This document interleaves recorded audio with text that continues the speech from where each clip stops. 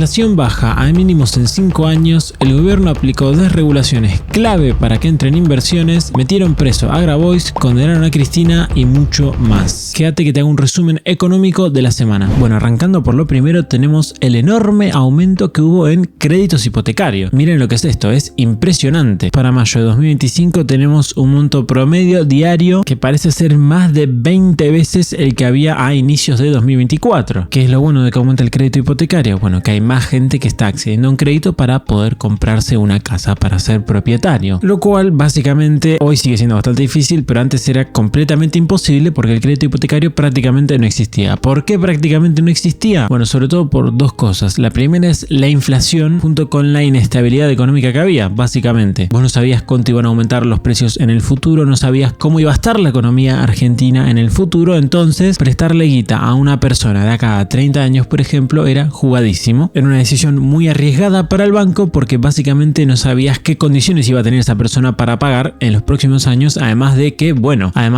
la tasa de interés, que era mucho más alta que ahora. Ahora que está bajando la inflación, hay más previsibilidad y parece que se está saliendo de la crisis, entonces el crédito aumenta. Y después tenemos el segundo problema y es que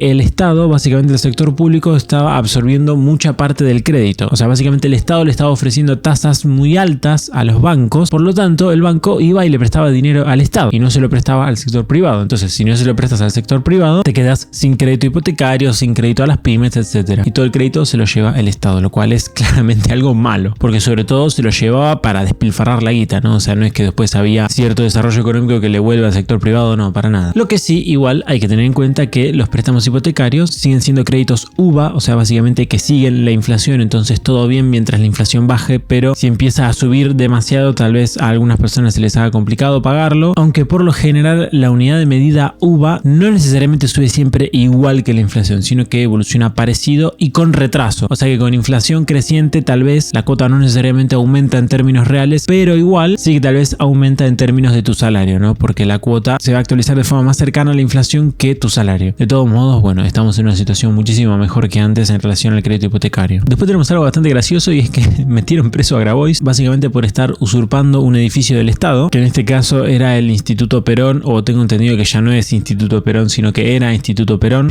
¿Qué está pasando con Grabois? Se moviliza la Policía Federal. Sí, todo tuyo, Emma. Lío Fer está avanzando en estos momentos. La Policía Federal está detenido Juan Grabois.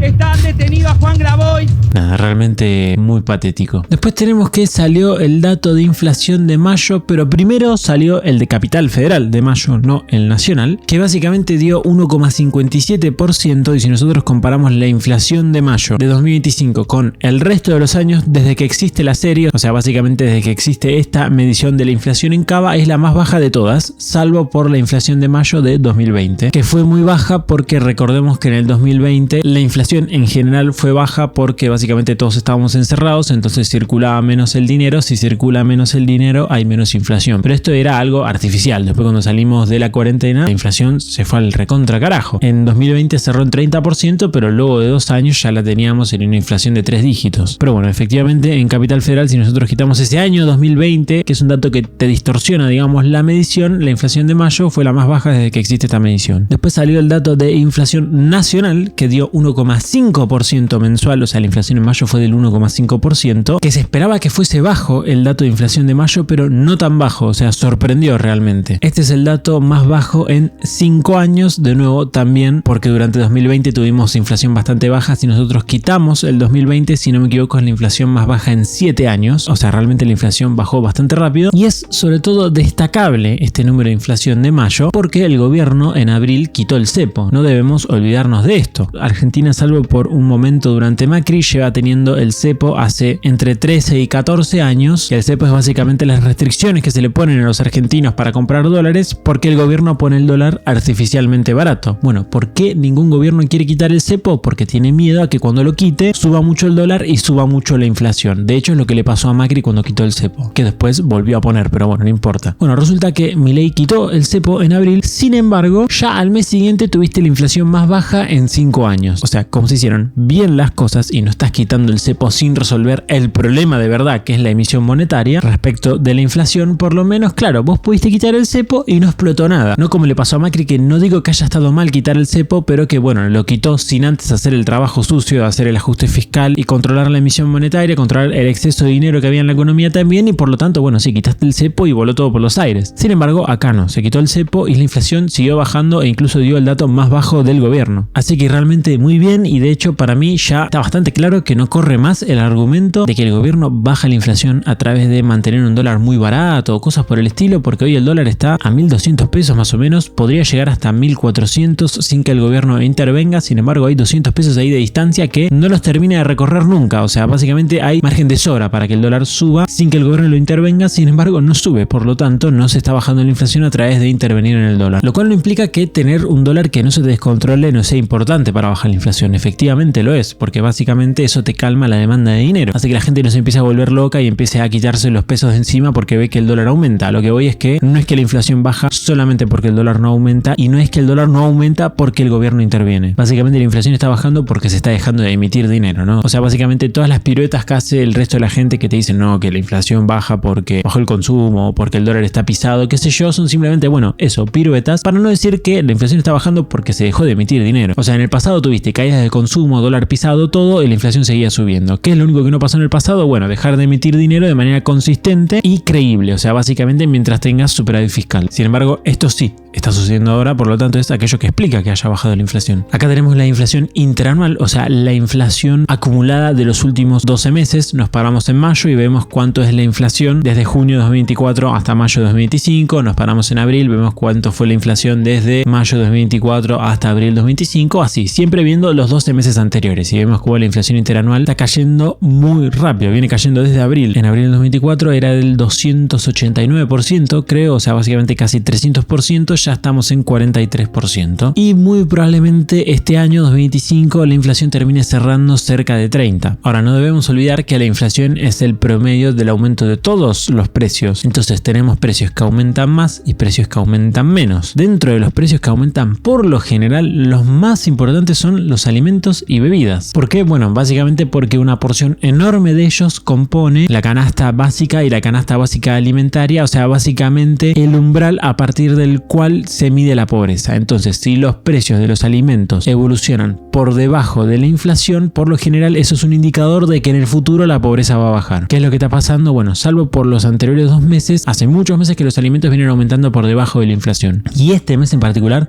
fue tremendo, aumentaron solamente 0,5%. Los alimentos solamente aumentaron 0,5%. Claro, contra salarios que se están aumentando al 2-3%, más los planes sociales que son la tarjeta alimentar y la asignación universal por hijo, que están aumentando también por encima de la inflación, que hace que la pobreza se derrumbe. Así que es muy probable que cuando salga el dato de la pobreza del primer semestre de 2025, o sea, los primeros 6 meses de 2025, veamos que haya caído de manera bastante pronunciada. De hecho, acá tenemos, ¿no?, la canasta básica alimentaria y la canasta básica total. La alimentaria es la que está en rosa y la básica es la que está en ese violeta medio oscuro. Y la canasta básica alimentaria lo que te marca es la línea de indigencia, y la canasta básica total lo que te marca es la línea de pobreza. Bueno, la canasta básica total aumentó solamente un 0,1% y la canasta básica alimentaria tuvo 0,4% de deflación. Por lo tanto, de nuevo, si los salarios y los planes sociales vienen aumentando al 2-3% mensual, más o menos, y la canasta alimentaria baja de precio, tiene deflación, lo más probable es que la pobreza baje de manera considerable. Básicamente porque la pobreza y la indigencia se mide por ingresos, ¿no? O sea, básicamente miden lo que ganas y lo comparan con una canasta. Si vos ganas más de X canastas, se supone que no sos pobre o no sos indigente. Si ganas menos, sos pobre o sos indigente, ¿no? Y si los ingresos de la gente va aumentando, pero esta canasta se queda quieta, bueno, cada vez menos gente será pobre o indigente. Y bueno, acá tenemos retratado en un gráfico bastante crudo y explícito lo que está haciendo la inflación interanual. En un gráfico que va desde 0 hasta casi 300. Vemos cómo la inflación viene subiendo de manera sostenida hace más de 20 años y cómo el speedrun que se pegó la inflación en el gobierno de Alberto Fernández fue fenomenal, y como la pendiente de la curva era prácticamente infinita. Llega un momento en el que parece prácticamente una línea recta la inflación, y bueno, nunca se sabe dónde termina cuando la inflación empieza a comportarse de esa forma. Pero bueno, gracias a Dios dejamos de manejar la economía como si fuésemos una manga de orangutanes, dejamos de echarle la culpa de la inflación a los empresarios y a los diablos, como decía Alberto, y le empezamos a echar la culpa de la inflación al Estado. Y efectivamente, con ese buen diagnóstico y buenas medidas tomadas en relación a ese diagnóstico, bajó la inflación. De hecho, acá tenemos tenemos la inflación semanal durante el gobierno de Alberto, sobre todo en los últimos meses, y podemos ver cómo la inflación semanal por lo general daba siempre arriba de 1% y en las últimas semanas arriba de 2%, o sea, básicamente en una semana durante el gobierno de Alberto teníamos la misma inflación que tuvimos en el último mes durante el gobierno de Milei. Obviamente nada, ¿no? Después andar diciendo que defendés a los pobres y qué sé yo, mientras tenés una inflación semanal del 3%, es una caradurez absoluta. Y bueno, por poner un gráfico un poco más explícito, tenemos la inflación del último mes de Alberto contra la del último mes de Milei comparada a escala. O sea, este gráfico tiene las proporciones bien hechas y podemos ver cómo la diferencia es monumental, ¿no? Esa línea pequeña que vemos en violeta es la inflación de mayo, 1,5%. Esa línea enorme que vemos en celeste es de 25,5% la inflación de diciembre. Algunos podrían decir, bueno, pero la inflación del último mes de Alberto es muy alta porque en el último mes de Alberto en realidad gobernó 20 días Milei y en esos días devaluó, ¿no? O sea, aumentó el precio del dólar, por lo tanto la inflación es muy alta gracias a eso. Primero que nada, Milei devaluó porque Alberto atrasó el dólar, o sea, básicamente sigue siendo una consecuencia de la política económica de Alberto esa devaluación, pero bueno, no importa. Porque de todos modos podés tomar la inflación de noviembre de 2023, donde Milei básicamente no tenía ningún tipo de injerencia en lo que pasaba en la economía argentina y había dado 12,8%, si no me equivoco. O sea, sigue siendo una monstruosidad, sigue siendo casi 10 veces más de la inflación que tenemos hoy. Así que bueno, no importa muy bien qué mes tomes de los últimos 4 o 5 de Alberto, porque todos tuvieron una inflación de 2 dígitos o más. Cerrando ya con la inflación, tenemos una estimación del impuesto inflacionario. El impuesto inflacionario es, bueno, básicamente el dinero que te quita el Estado a través de la inflación por emitir dinero, y vemos que era creciente, o sea, básicamente el Estado cada vez nos quitaba más dinero a través de la inflación, cada vez nos quitaba más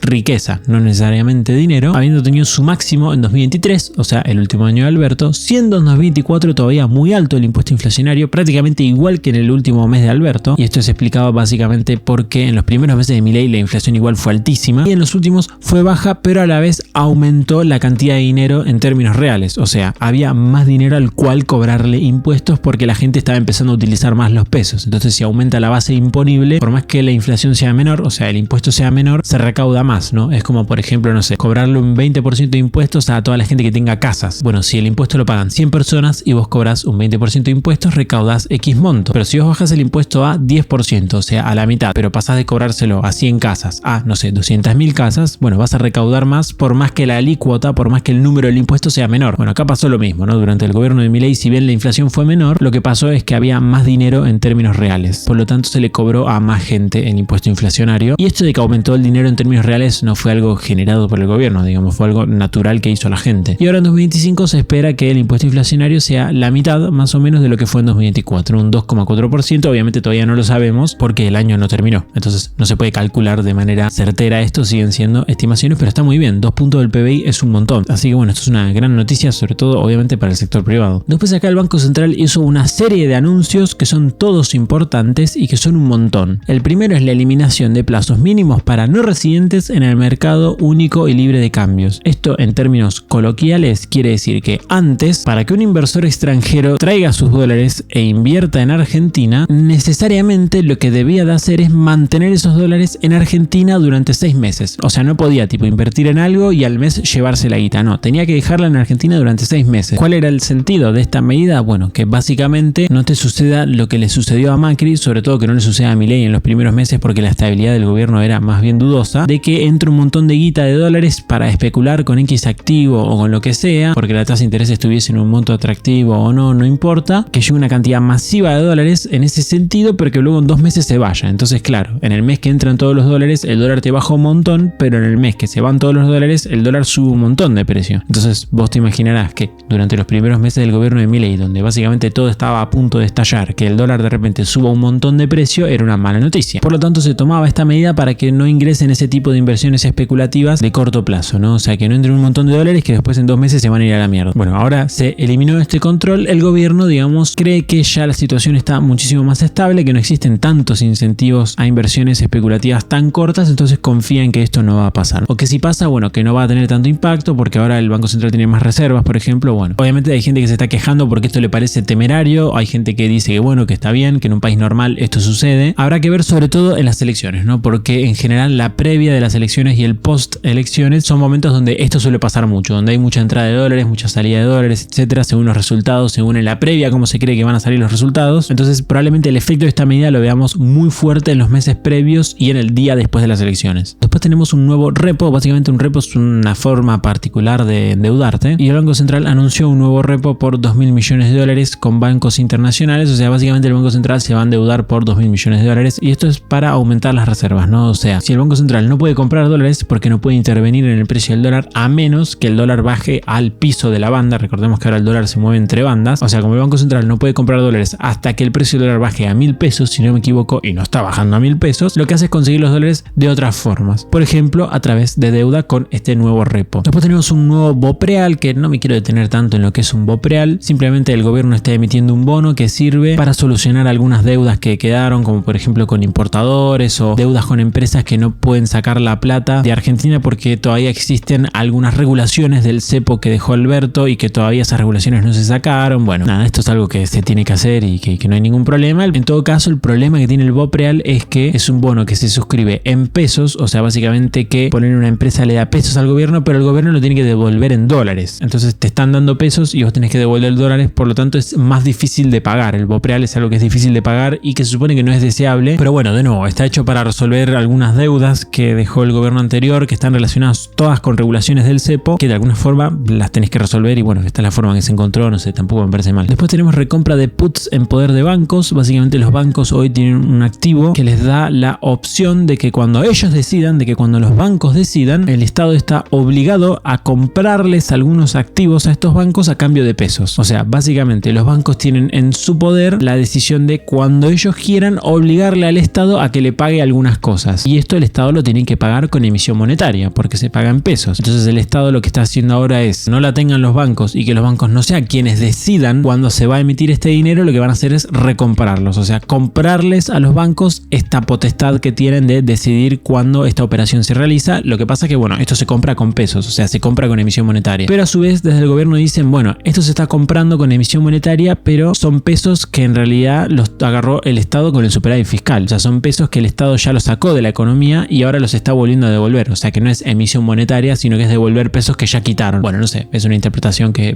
puede ser válida, está bien. Después tenemos eliminación de suscripción a LEFIs. Las LEFIs son unas letras que emitía el gobierno argentino que básicamente para lo que sirven es para los bancos. Cuando a los bancos les sobra dinero, les sobran pesos, esos pesos los tienen que usar, bueno, para ir y comprar algo. Y lo que hacía el Banco Central es les daba estas LEFIs, estas letras para que los bancos compren esos activos. Y esas letras otorgan un rendimiento, o sea, les dan una tasa de interés, le dan ganancias a los bancos. Ahora, ¿qué pasa? Que esto lo que genera es emisión monetaria, son pasivos remunerados. O sea, es básicamente un activo al partir del cual se crean nuevos pesos. ¿Por qué? Porque si el Estado te da un papelito y el banco le da 100 pesos, pero después vos le prometes devolverle 110, bueno, hay 10 pesos que estás creando de la nada. Eso es emisión monetaria. Bueno, el Estado está eliminando estas LEFIs para que esto no suceda más y los va a intercambiar por otros activos, creo que principalmente LECAPs, y después le va a dar la potestad a los bancos de que, bueno, si ellos quieren agarrar sus pesos sobrantes y comprar activos, que compren lo que quieran, pero que las LEFIs, bueno, no van a existir más. Entre eso que compren lo que quieran, bueno, puede haber estas LECAPs, que son básicamente otras letras que emite el Estado, o puede haber cauciones, que esto es básicamente como un préstamo muy corto de simplemente unos días, pero en el sector privado, o sea, que hace que aumente el crédito en el sector privado. Bueno, no importa. Cuestión que las LEFIs son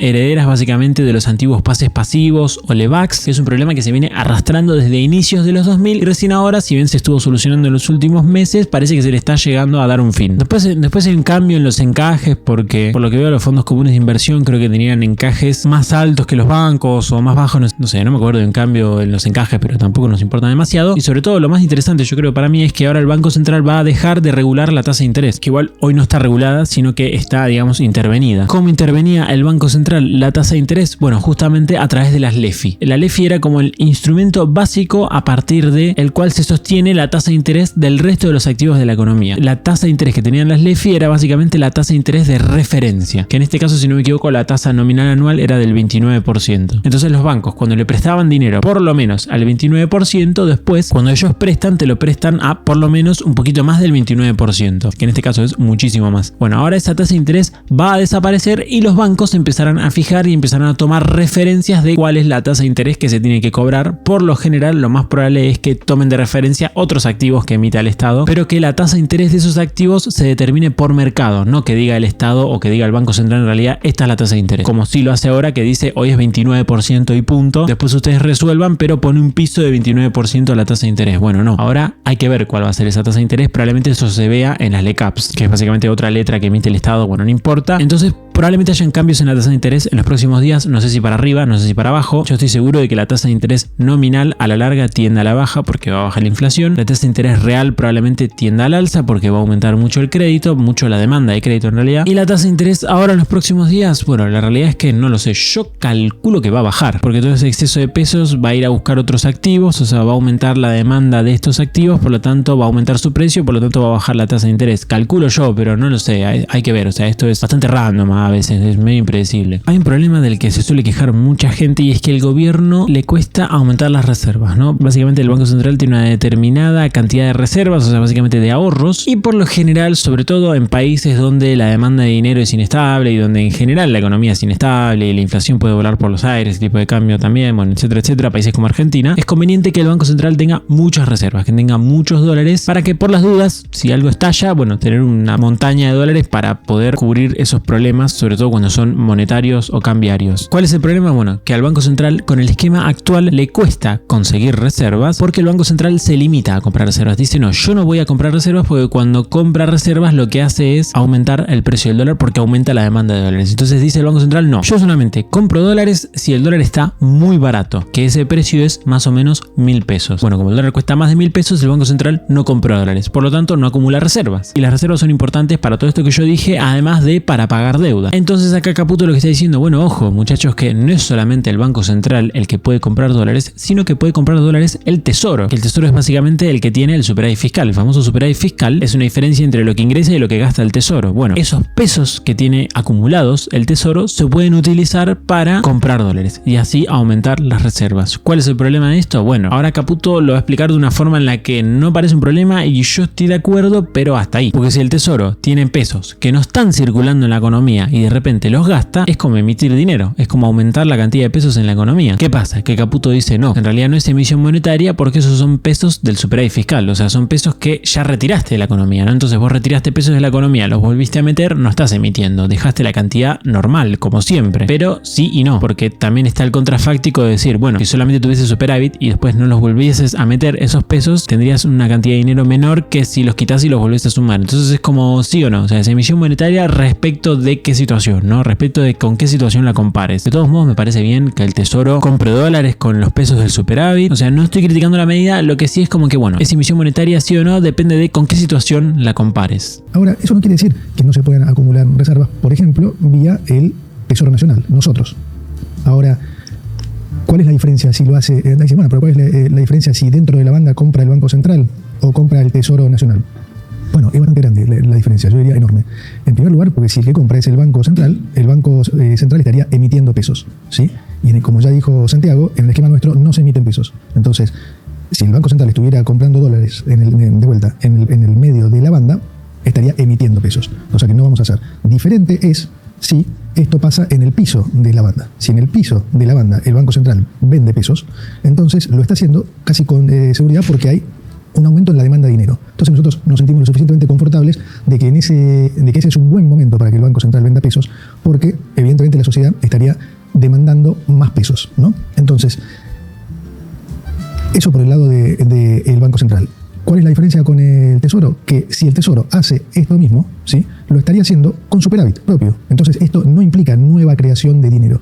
El banco, digamos, el Tesoro Nacional, como ahora, lejos de tener déficit, tiene superávit, un superávit que más o menos ronda, ¿no?, ¿sí?, lo estaría haciendo con superávit propio. Entonces esto no implica nueva creación de dinero. Y acá, bueno, quedó clarísimo, ¿no? Más o menos lo que dije yo. Después vamos con una de las últimas noticias de la semana. No la voy a tratar tanto porque no es una noticia económica, es una noticia política, que obviamente tiene impacto económico, pero el impacto mayor es político. Aparte de que ya hice un video hablando de Cristina, lo tienen ahí si lo quieren ir a ver. Pero bueno, básicamente condenaron a Cristina, ¿no?, por la causa vialidad. 6 años de prisión e inhabilitación perpetua para ejercer cargos públicos. O sea, básicamente no se puede presentar a las elecciones. Y después, bueno, tenemos también también los conflictos, no quiero decir la palabra que en realidad corresponde, entre Israel e Irán, y básicamente se están cayendo todas las acciones y en general están cayendo todos los activos acá y en todo el mundo por esto, salvo algunos casos particulares como por ejemplo le pasa al petróleo que está aumentando o al oro. Bueno, por lo general Argentina se beneficia de aquellos contextos internacionales en el que el precio de las materias primas suben, en este caso el petróleo, en este caso particular el petróleo porque básicamente Irán controla un estrecho, o sea básicamente un lugar por donde pasan barcos con petróleo y gas, y ese petróleo y gas, bueno, después digamos se distribuye a lo largo del mundo. Entonces si Irán decide bloquear ese estrecho y que no pasen los barcos, va a haber menor cantidad de petróleo y gas en el mundo, por lo tanto va a subir el precio. Entonces hay gente que ya esperando a que se bloquee el estrecho, o sea todavía no pasó nada, pero por las dudas ya está comprando más petróleo y por lo tanto está haciendo que suba el precio, ¿no? Si este estrecho eventualmente se fuese a bloquear, Argentina muy probablemente se vería beneficiada, básicamente porque nosotros somos exportadores de petróleo. Obviamente Argentina a grandes rasgos, ¿no? Después todo el aparato productivo que depende del petróleo, o sea que tiene el precio del petróleo como un costo, que puede ser por ejemplo cualquier industria que requiera de transporte, básicamente de que, bueno, los camiones o el vehículo donde se transporten las cosas, bueno, use petróleo. Bueno, todas estas industrias se verían perjudicadas porque va a haber un aumento de los costos. Entonces es como te beneficia por un lado, te castiga por el otro, en el neto probablemente te beneficie, pero igual esto no necesariamente es bueno para todos los argentinos, sino simplemente para un grupo y para el Estado porque va a recaudar más guita, ¿no? Así que bueno, nada, espero que les haya gustado este video. La realidad es que fue bastante corto este resumen semanal, o por lo menos eso creo en el momento en el que estoy grabando, porque básicamente la semana que viene tengo 3 parciales, martes, miércoles y jueves, y bueno, como son 3 días seguidos necesito estudiar desde antes, así que bueno, este fin de semana estoy intentando trabajar lo menos posible y solamente estudiar, por lo que bueno, les agradecería que por más que tal vez no les haya gustado tanto el video, igual le den like y se suscriban y lo compartan para que no se caiga tanto a pedazos en visualizaciones. De todos modos, igual espero que les haya gustado, y si quieren ver videos exclusivos, aparecen en los próximos saludos, o unirse al grupo de WhatsApp donde charlamos entre todos, puedes hacerte miembro o Patreon, te lo dejo todo en la descripción. Muchas gracias a los miembros de YouTube por ayudarme a hacer esto posible. Si vos querés videos exclusivos o entrar al grupo de WhatsApp, no te olvides de sumarte.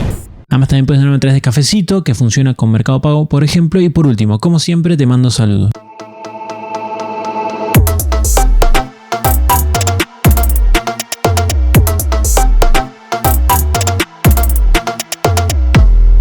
Che, qué semana, o sea, se pudrió todo. Es increíble la cantidad de quilombos que hubo esta semana. Por supuesto, a mí me toca la semana de quilombos cuando tengo que rendir en la facultad.